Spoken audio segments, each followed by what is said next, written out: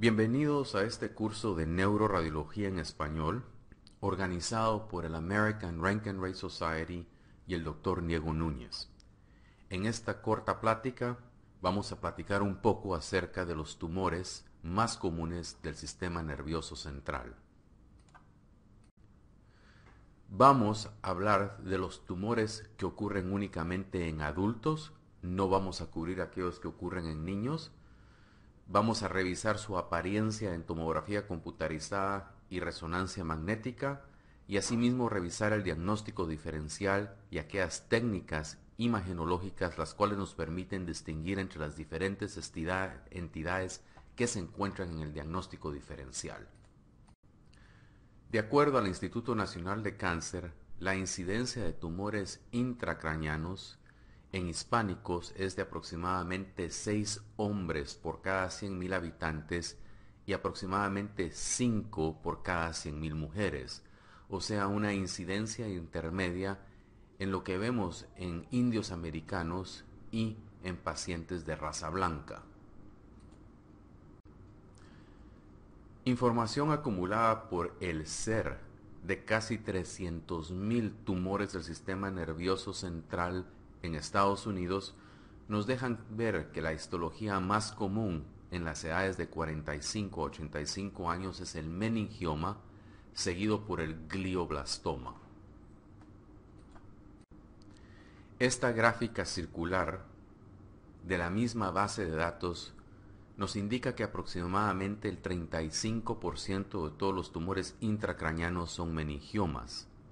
Como ya dijimos anteriormente, los gliomas son número 2 y representan aproximadamente el 27% de los tumores intracraneanos, seguidos por los adenomas pituitarios que representan más o menos el 13.5%, y el cuarto tumor más común es el schwannoma del nervio acústico, representando aproximadamente 8.5% de todos los tumores intracraneanos. Comencemos con el meningioma, que como ya dijimos es el tumor intracraneano más común. La mayoría de ellos tienen una histología benigna y únicamente 1 o 2% son histológicamente malignos. Las localizaciones más frecuentes es en la región de la convexidad parasagital y en la convexidad misma. Los factores de riesgo es la edad media y estos tumores son más comunes en mujeres entre 30 y 70 años de edad, principalmente mujeres de raza afroamericana. Haber tenido radiación previamente también es un factor predisponente y obviamente, como ya sabemos, aquellos pacientes que tienen neurofibromatosis del tipo 2 también tienen una incidencia aumentada de meningiomas. En esta diapositiva, en la parte izquierda de ello, vemos dos vistas axiales sin contraste de un tumor parasagital parafalcino. En la parte media de la diapositiva vemos el tumor captando contraste en una localización intraaxial, muy similar a lo que vemos en las imágenes T1 postgadolíneo en la parte derecha de la diapositiva. Noten que la información acerca de la localización y otras características del tumor son fácilmente observables tanto en la tomografía computarizada como en la resonancia magnética, ambas permitiéndonos ver la invasión del seno sagital superior por el tumor. En otro paciente diferente vemos un meningioma frontovasal. Noten que en la imagen T2 su intensidad es muy similar a la intensidad de la materia gris, algo que se ve en todas las secuencias. Quiero decir que en la secuencia T1 la intensidad del meningioma va a ser también muy similar a la intensidad de la materia gris normal. En esta diapositiva también podemos ver un mapa de volumen cerebral sanguíneo obtenido del estudio de perfusión con gadolínio y vemos la alta perfusión del tumor, un hallazgo típico en los meningiomas. Repasemos otra vez brevemente cuáles son los hallazgos de los meningiomas típicos. Son extraaxiales y los espacios de sífilo líquido cefalorraquídeo en las orillas del tumor se ven engrosados porque están siendo desplazados interiormente. Al mismo tiempo hay un desplazamiento interior de la materia gris. Hay lo que se llama colas durales, que es captación de contraste en las meninges adyacentes a la base del tumor, y el significado histológico de este hallazgo es cuestionable. Algunos artículos dicen que se trata de invasión del meningioma a la dura vecina y algunos otros artículos dicen que se trata únicamente de cambios inflamatorios en la dura. Todos los meningiomas, o casi todos, captan contraste intensamente y demuestran una señal baja en el mapa de ADC del estudio de difusión, reflejando su naturaleza hipercelular. 2/3 de ellos tienen edema y el significado de este edema también no está claro. Pocas veces estos meningiomas pueden ser intraventriculares o tener quistes asociados a ellos. En este ejemplo vemos un meningioma intraventricular en el atrio del ventrículo lateral derecho. Noten que capta medio de contraste. En la parte central de la diapositiva, en el mapa de ADC, su intensidad es ligeramente baja, reflejando hipercelularidad. Y en la imagen T2, en la parte derecha de la diapositiva, su intensidad es otra vez similar a la intensidad de la materia gris normal. Ahora pasemos a hablar del segundo tumor intracraneano más común, que es el glioblastoma. Es el tumor primario más común del cerebro en adultos y asimismo el tumor primario de la parte supratentorial del cerebro en niños. Hay dos tipos de glioblastoma. El más común es el glioblastoma primario. Estos representan aproximadamente 90% de todos los glioblastomas y estos ocurren de novo. Los síntomas son de un periodo más o menos de 3 a 6 meses y luego la sobrevida del paciente es únicamente aproximada a 15 meses después del diagnóstico. Estos glioblastomas presentan en pacientes de más o menos 60 o 65 años y son altamente agresivos. El segundo tipo de glioblastoma es el glioblastoma secundario, o sea, aquel que evolucionó a grado 4, pero que comenzó como un grado 2, que luego se convirtió en un astrosarcoma anaplástico y finalmente a un glioblastoma. La incidencia del glioblastoma es mayor en hombres. Como ya dijimos, la sobrevida son unos cortos 15 meses con tratamiento combinado de cirugía inicial, seguido con radioterapia y temozolomida, que es el único tratamiento efectivo y se le ha dado a estos pacientes desde el 2005. En este ejemplo vemos los típicos hallazgos de un glioblastoma en alas de mariposa. En la tomografía computarizada en la mano izquierda de la diapositiva pueden ver áreas de baja densidad rodeado de áreas de densidad alta representando las partes celulares del tumor. En las imágenes T2 vemos la masa un poco mejor y en la imagen de difusión en el mapa de ADC vemos que las partes sólidas del tumor tienen una señal más baja que el cerebro vecino y a esto se le llama restricción de la difusión y es ocasionado por la alta celularidad de este tumor. Noten que las partes necróticas que no captan contraste después de la administración de gadolinium tienen una intensidad relativamente alta en el mapa de ADC. Sin embargo, no solo los glioblastomas pueden cruzar el cuerpo calloso. El diagnóstico diferencial de un tumor que cruce el cuerpo calloso incluye linfoma, como en este caso. Noten que en la imagen T2, en la mano izquierda de la diapositiva, la parte sólida del linfoma demuestra una baja intensidad, más baja que el cerebro debido a su hipercelularidad, y que la captación de contraste es tal vez un poco más homogénea que lo que se mira en los glioblastomas. El tercer tumor más común a cruzar el cuerpo calloso es el oligodendroglioma. En este caso, la señal en ambas las imágenes de T2 y en el mapa de ADC no demuestra restricción significativa de la difusión porque este tumor es relativamente hipocelular comparado con el cerebro vecino. Sin embargo, noten en la parte derecha de la diapositiva que después de la administración de medio de contraste, este tumor no capta contraste, indicando que posiblemente es de un grado bajo. Uno de los tumores con más alta perfusión primarios es el glioblastoma. En la mano derecha de la diapositiva podemos ver asimismo la espectroscopía. Revisemos ambos estudios. En el mapa de volumen cerebral sanguíneo en la parte izquierda de la diapositiva vemos que la parte periférica del tumor demuestra marcada perfusión. Su parte central en azul no demuestra perfusión porque esta es la parte necrótica del tumor. Cuando hacemos la espectroscopía vemos que el pico de colina es 3 a 4 veces más alto que el pico de creatina y este pico de colina refleja hipercelularidad.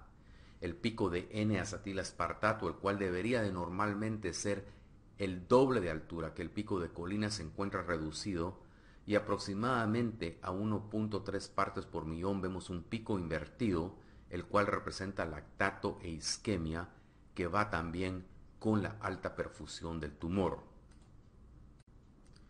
Una típica pregunta clínica que nos hacemos todos los días es cómo podemos diferenciar un glioblastoma de una metástasis solitaria. Ambos captan contraste, ambos demuestran perfusión alta, ambos demuestran reducción de la difusión en las partes sólidas del tumor. Sin embargo, si usamos técnicas avanzadas como el tensor de difusiones y la espectroscopía, vamos a ver que en el glioblastoma, el cual es un tumor infiltrativo, los tejidos vecinos van a ser anormales, mientras que en una metástasis, la cual es un tumor encapsulado, los tejidos adyacentes o vecinos al tumor van a demostrar características normales. También otra pregunta clínica bastante común es cómo podemos distinguir un glioblastoma de un absceso principalmente piogénico. Las secuencias que nos ayudan a hacer eso no es la secuencia con gadolinium porque ambos van a demostrar captación periférica de contraste. Sin embargo, los glioblastomas demuestran perfusión alta, mientras que la perfusión es baja en los abscesos. Y recordemos que en las imágenes de difusión, la pus contenida en la parte central de los abscesos va a demostrar marcada restricción de la difusión.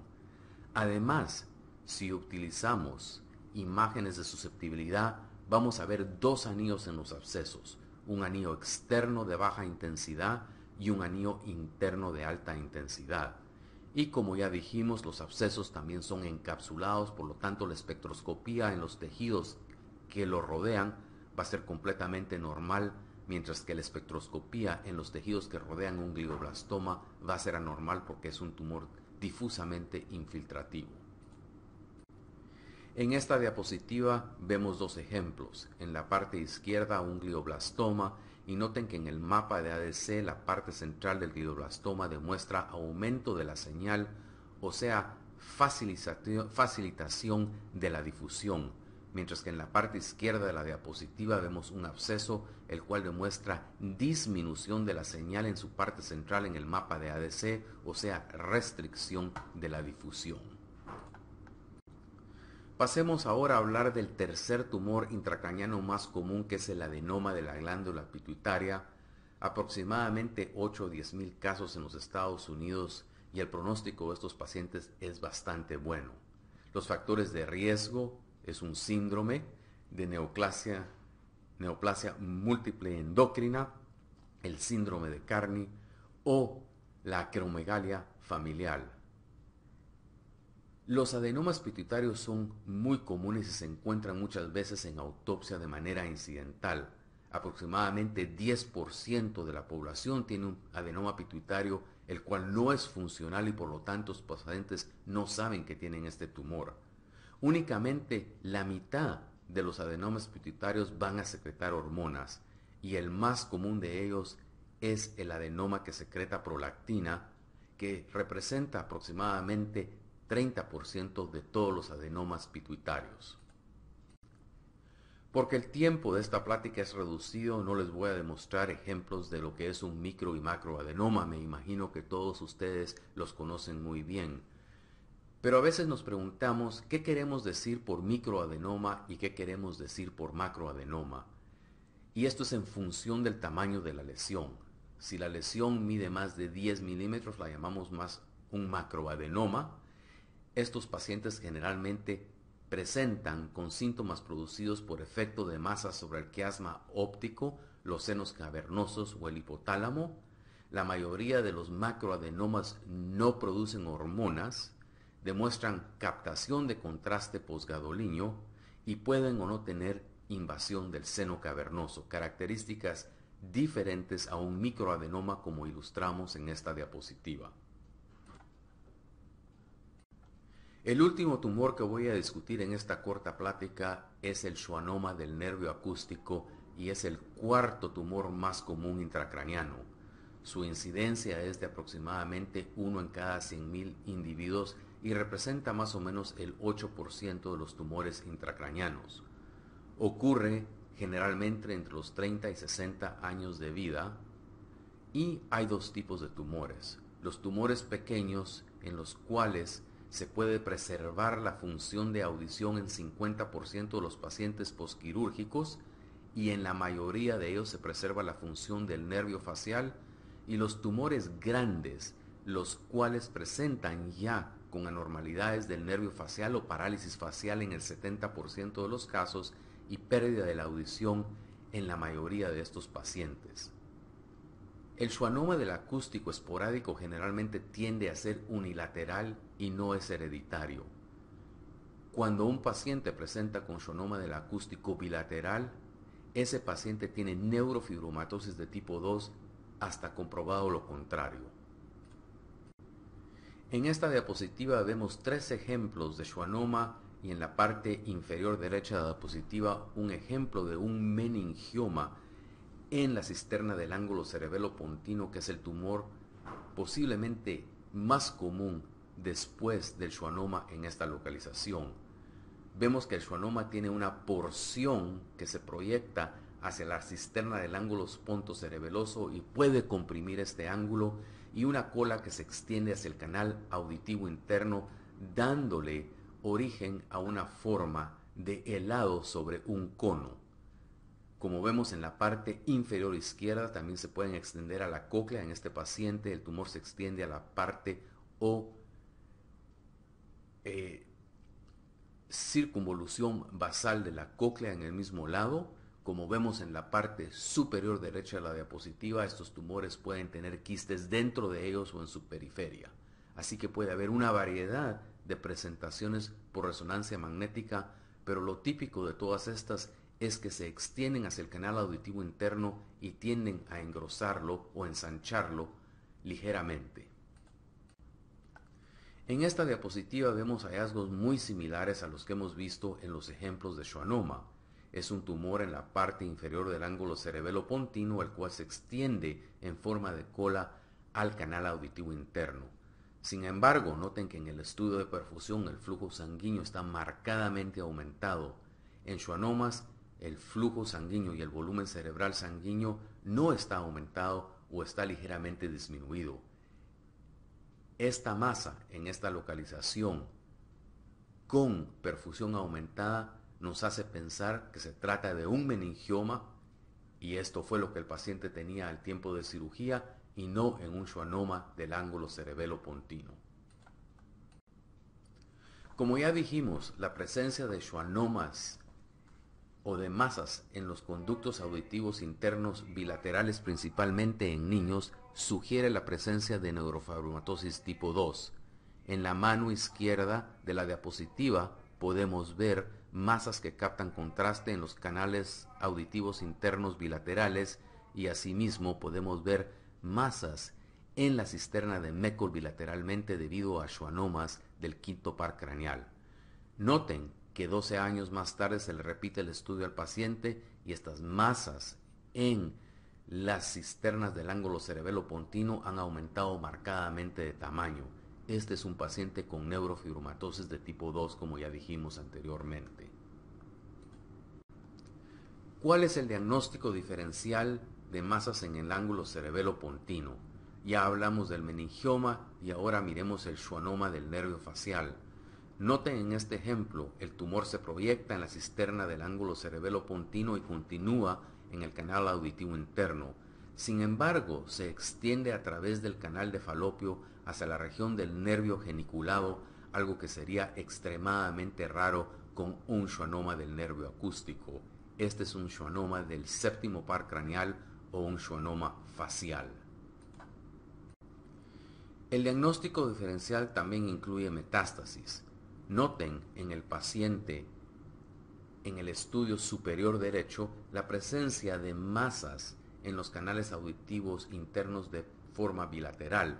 Como ya dijimos, el diagnóstico diferencial de esta presentación es neurofibromatosis tipo 2, pero en este paciente, sin el estigma de neurofibromatosis tipo 2 y con la historia de carcinoma del pulmón, el diagnóstico diferencial principal es metástasis.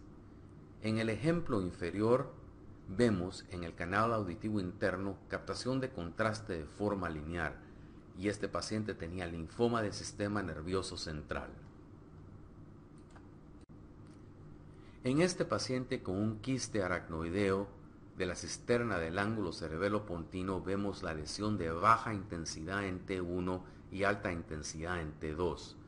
Vemos que en la imagen de difusión, la lesión tiene una difusión facilitada. No hay restricción de la difusión como lo que vamos a ver en el ejemplo siguiente, que será un epidermoide. En este epidermoide, la imagen T1 posgadolíneo demuestra lo que aparenta ser una lesión quística en el ángulo cerebelo-pontino izquierdo muy similar, por lo menos en esta secuencia, a lo que vimos anteriormente en el quiste aracnoideo. Sin embargo, en la secuencia de Flair que se encuentra en la parte media de la diapositiva podemos ver que su contenido no es líquido. Hay aumento de la señal implicando la presencia de contenido sólido. Y en la imagen de difusión en la parte inferior de la diapositiva vemos aumento de la intensidad que representaba restricción de la difusión en el mapa de ADC, hallazgos los cuales son completamente opuestos a los que se miran en un quiste aracnoideo. El último diagnóstico diferencial que les quiero ofrecer es de un lipoma del conducto auditivo interno. Estos lipomas generalmente son incidentales y asintomáticos, demuestran, como en este estudio, aumento de la señal en la imagen pregadolíneo T1 y en la imagen posgadolíneo T1, principalmente cuando se aplica supresión de grasa, como en este ejemplo, una disminución marcada de su señal. Bueno, con esto creo que hemos cubierto las 4 lesiones neoplásicas más comunes intracraneales en adultos. ¿Qué fue lo que aprendimos en esta corta plática? Que el meningioma es el tumor intracraneal más común, puede tener hallazgos típicos o atípicos, como ya vimos, aquel que tenía quistes o se encontraba dentro del sistema ventricular. El hemangioperisarcoma puede tener una apariencia muy similar, sin embargo es un tumor muy raro y histológicamente un tumor completamente diferente. También hablamos que el glioblastoma es el tumor número 2 intracraneano, pero que representa el tumor primario más común intracerebral tanto en niños como en adultos. También hablamos del diagnóstico diferencial de glioblastomas primarios que presentan cruzando el cuerpo calloso y hablamos que linfomas y oligodendrogliomas pueden tener apariencias similares. Platicamos también del tercer tumor más común, que es el adenoma pituitario, y hablamos de las características que nos ayudan a distinguir un microadenoma de un macroadenoma. Y por último, revisamos los hallazgos imagenológicos de un schwannoma del octavo par craneal, un schwannoma acústico, y les ofrecí el diagnóstico diferencial de masas que se originan o se localizan en la región del ángulo cerebelo-pontino. Quiero terminar la plática otra vez dándole gracias a ustedes por escucharme, a la American Rankin Ray Society por poner este curso en marcha y al Dr. Diego Núñez por haberlo organizado. Muchas gracias y hasta luego.